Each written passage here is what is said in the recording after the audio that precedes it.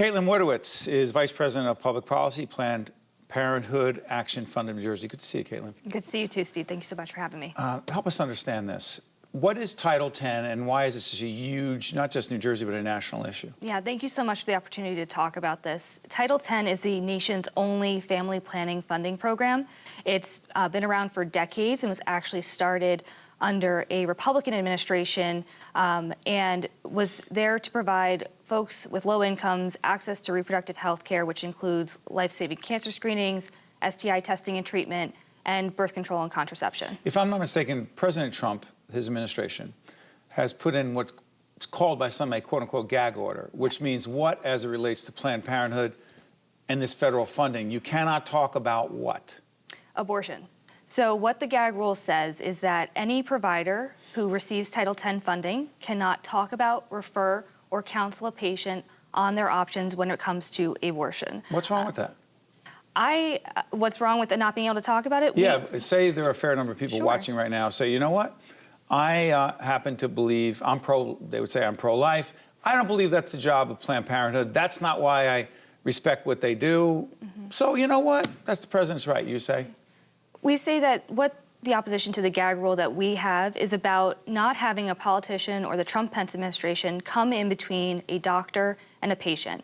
So when a patient steps into a room for their exam, they find out they're pregnant, their doctor should be able to tell them what all of their options are, whether that's continuing the pregnancy and giving birth, making an adoption plan, or having an abortion. And when a doctor is not able to provide a patient with all of the medically accurate information that they need in order to make the best decision for themselves, their families, and their lives, that's just simply medically unethical and something that we can't stand for at Planned Parenthood. So to be clear, Planned Parenthood then no longer is accepting Title X federal funds. We were forced out of the program because we refused to make our doctors conduct themselves in a medically unethical way. And it's not just Planned Parenthood who believes this rule is medically unethical.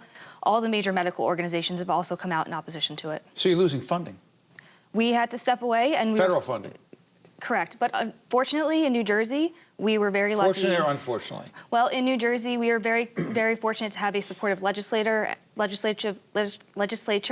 and a governor who have stepped in to provide temporary emergency funding in the wake of the Title X gag rule so that our patients can continue to receive the care that they need and deserve. So I want to be clear here. When it comes to this issue, the state has stepped up through Governor Murphy and certain legislators to make up for the difference in the loss of federal funding so that Planned Parenthood's services will continue uninterrupted, including the right of a patient to interact with her physician and abortion be considered as an option? Correct. So the state legislature appropriated funding and Governor Murphy signed the bill on January 2nd, which would provide supplemental funding in the same amount as the Title X funding, not just to Planned Parenthood, but to any Title X provider who was also forced out of the program. And what that means is that we were able to continue to provide care to our patients. There was no difference in the care that they received. No hours were cut. Clinics did not have to close. And our staff is able to continue to talk about the full range of medical options that our patients need to hear about. Are reproductive rights up against the wall? It's not even the way I want to say it. Are reproductive rights at serious risk of being changed dramatically, once again, through the courts?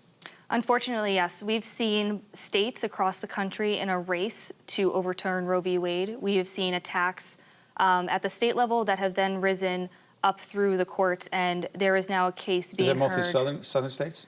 So, it's all across the country. Across the nation? Unfortunately, yes. In 2019, we saw an unprecedented number of bans on abortion and on attacks on reproductive health care broadly at the state level. But to be clear, a state cannot have a law in place that supersedes the federal law supersedes the state law. So unless the United States Supreme Court were to overturn Roe versus Wade, 1973, I believe, then state law is irrelevant. I'm so glad I get to talk about this because there's a few different ways that states have tried to enact restrictions on reproductive health care, including abortion. Seriously, how can you do that? They've done bans on a certain number of weeks up until a provider can perform an abortion. So we've seen that in states like Georgia.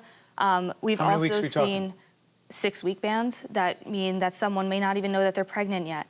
We've also seen regulations that are put into place. So excuse me, you're not talking about late-term abortions. We're talking about weeks into a pregnancy. These are the sorts of bans that we've seen across the country. I'm sorry I interrupted you. No, that's fine. And then regulations. So regulating abortion providers differently than any other healthcare provider. So that can include requiring things like admitting privileges for doctors in hospitals. And you can imagine that when you're in a rural state and the nearest hospital is miles away, that's not simply feasible, nor does that add to patient safety in any way. Those are simply about making abortion and reproductive healthcare more broadly inaccessible to people who need it. To what degree do you believe President Trump and the Republicans in Congress, particularly in the Senate, where the Republicans, as we speak, have control, to what degree do they understand, in your view, the impact that certain policies are having on women, not simply when it comes to reproductive rights, but overall health care, particularly for women who don't have the means to get quality health care because they got money? Frankly, this is not about policy with the Trump-Pence administration and those folks in Congress.